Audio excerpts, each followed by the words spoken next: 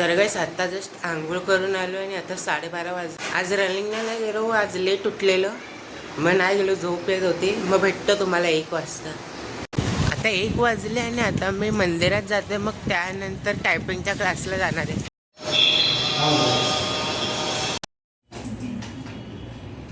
तर काय सध्या 3 वाजले आणि आता जस्ट क्लासवरून निघालोय, मग आता घरी जातोय. तर काय सध्या 3:30 वाजले आणि आता मी जेवायला बसलोय.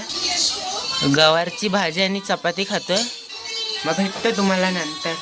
आता 5:30 वाजले आणि आता मी खाली वॉकिंगसाठी आले, कारण की 10,000 स्टेप्स कंप्लीट करायचे. आता 6:30 वाजले आणि आजचे 10,000 स्टेप्स कंप्लीट झाले. मग आता मी घरी जातो.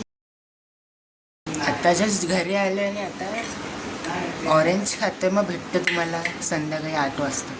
आता 8 वाजले आणि आता मी बुक वाचतो, मग त्यानंतर मॅच बघेल. मग भेटतो तुम्हाला. आता 9:30 वाजले आणि आता मी जेवायला बसलोय, अंडा चपाती खात. मग भेटतो तुम्हाला रात्री. आता 10:30 वाजले आणि आता मी खाली राऊंड मारायला आलोय.